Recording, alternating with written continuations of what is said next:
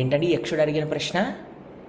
అద్భుతంగా అన్ని రకాల భోగములు కూడా అనుభవిస్తూ ఉన్నాడట, అన్ని రకాల ఆనందాలు ఐశ్వర్యాలు ఉన్నాయట, గాలి పీలుస్తున్నాడట, నడుస్తున్నాడట, కానీ శవము, లివింగ్ డెడ్, బ్రతికున్న శవము ఎవరు? యుధిష్ఠిరుడు ఇచ్చిన ఆన్సర్ చూడండి. ఎవరైతే అన్ని రకాల భోగములు అనుభవిస్తూ ఇంద్రియాలకు కావాల్సిన సుఖాలన్నీ కూడా సమకూరుస్తూ బ్రతుకుతున్నాడో, కానీ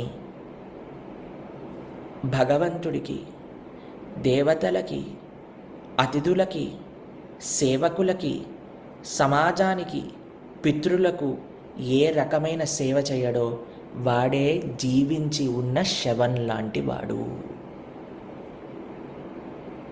ఎంత గొప్ప మాట చూడండి అసలు.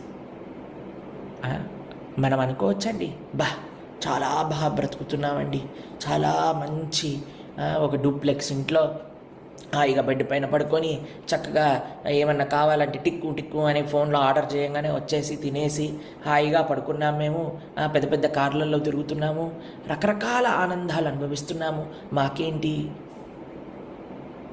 యుధిష్ఠిరుడి యొక్క రూపంలో మనం ఏంటి? అలా కానీ ఏం చెయ్యకుండా, భగవదర్పణం చేయకుండా, దేవతార్పణం చేయకుండా, అతిథులని సేవించకుండా, సేవకులకు ఇవ్వకుండా, పితరులకు కృతజ్ఞత తెలపకుండా, సమాజానికి ఏ రకంగా ఉపయోగపడకుండా, ధర్మానికి, దేశానికి ఏ రకమైన కైంకర్యము ఉపయోగము లేకుండా అందరి దగ్గర నుంచి తీసుకుంటూ బ్రతికేవాడు బ్రతికుతున్నా చనిపోయినట్టే అని యుధిష్ఠిర మహారాజు గారి సమాధానం ఇది.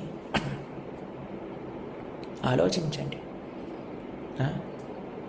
మనం ఎప్పుడు నిజమైన మనిషి అని మనకి పేరు వస్తుంది, నిజమైన మంచి ధార్మికమైన వ్యక్తి అని పేరు వస్తుంది అని అంటే వీళ్ళందరికీ సర్వీస్ చేసినప్పుడు.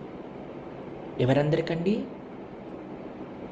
భగవానుడికి, దాని తర్వాత అతిథులకి, అతిథుల యొక్క సేవ మంచిగా ప్రేమగా చెయ్యాలండి. ఇంటికి ఎవరైనా వచ్చారు అని అంటే ఇంకొక విషయం చెప్తాను,